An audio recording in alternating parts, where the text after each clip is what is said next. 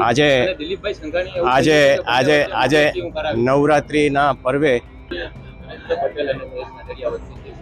આજે આજે આજે આજે નવરાત્રિના પર્વે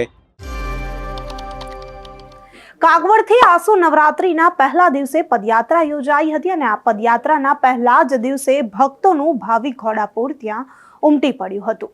ત્યારે ખોડલધામના ટ્રસ્ટી જે નરેશ પટેલ છે તેમણે માતાના આશીર્વાદ લીધા અને તેમણે પોતાનું જે છે તે નિવેદન આપ્યું। તેમણે નિવેદન આપતા શું કહ્યું પહેલા તો તે સાંભળીએ।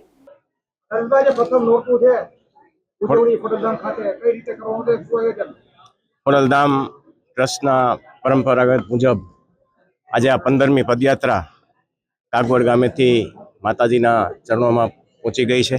ધ્વજારોહણ પણ થયું છે અને આ નવરાત્રિના પવિત્ર દિવસોમાં ખોડલધામ આખા ગુજરાતમાં 37 ગરબીનું આયોજન કરવા જઈ રહ્યું છે। ત્યારે ગુજરાતની જનતાને અને આખા દેશમાં આ નવરાત્રિના પવિત્ર દિવસોની અંદર સૌને મારી શુભકામનાઓ।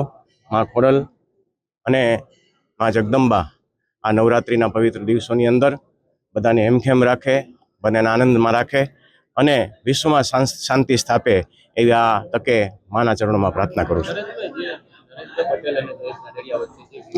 આજે આજે આજે આજે નવરાત્રિના પર્વે કોઈ પણ રાજકારણ, કોઈ પણ સામાજિક વાત કરવી અયોગ્ય ગણાય। ફક્ત ને ફક્ત માતાજીના ચરણોમાં આજે વંદન કરી અને વિશ્વમાં શાંતિ સ્થપાય એવી માના ચરણોમાં પ્રાર્થના કરીએ। તો નરેશ પટેલને જ્યારે દિલીપ સંઘાણી અને જયેશ રાદડિયા વિશે પૂછવામાં આવે છે ત્યારે તેઓ કહે છે કે હું અહીંયા માતાના આશીર્વાદ લેવા આવ્યો છું। અહીંયા માતાના પ્રાંગણમાં કોઈ પણ પ્રકારની રાજનીતિ ન કરવામાં આવે અને મહેરબાની કરી રાજનીતિના પ્રશ્નો પણ ના પૂછવામાં આવે। ત્યારે નરેશ પટેલ અહીંયા બોલવાનું ટાળી રહ્યા છે। ત્યારે અહીં પદયાત્રા કરવા પહોંચેલા યાત્રી પણ પોતાની પ્રતિક્રિયા આપે છે અને શું કહે છે તે પણ સાંભળીએ। જય માં ખોડલ। ગોરસિયા જાહ્નવી શૈલેષભાઈ, હું રાજકોટથી આવું છું અને આ કાગવડ ખોડલધામ મંદિરે દર વર્ષે નવરાત્રિ પ્રથમ નોરતે તો કે પદયાત્રા યોજાય છે અને 15મી પદયાત્રા છે। દર વર્ષે લાખોની સંખ્યામાં લોકો અહીંયા આવે છે અને પોતાની તો કે આસ્થાનું એક આ પ્રતીક છે અને દર વર્ષે ઘણા લોકો છે પદયાત્રામાં જોડાય છે। કાગવડ ગામથી અને ખોડલધામ મંદિર સુધીની જે પદયાત્રા હોય છે તેમાં તો કે બધા જ પોતાના એક ઉમંગ સાથે આવે છે અને પોતે છે દર્શન કરી અને તો કે પોતાનું જે ધ્યેય છે પ્રાપ્ત કરે છે।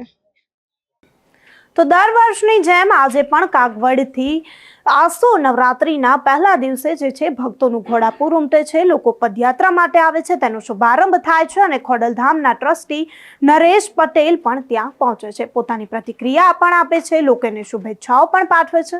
પરંતુ નરેશ પટેલ માતાના પ્રાંગણમાં રાજનીતિ કરવા નથી પહોંચ્યા તેવું પોતે કહી રહ્યા છે અને કહી રહ્યા છે કે માતાના પ્રાંગણમાં કોઈ પણ પ્રકારની રાજનીતિ ન કરવામાં આવે તો સારું છે। ત્યારે નરેશ પટેલે જે પોતાનું નિવેદન આપ્યું તેને લઈને તમારું શું માનવું છે અમને કમેન્ટ કરી ચોક્કસથી જણાવજો તથા અમારી ચેનલ નિર્ભય ન્યૂઝને લાઈક, શેર અને સબસ્ક્રાઇબ કરવાનું ભૂલશો નહીં। આભાર।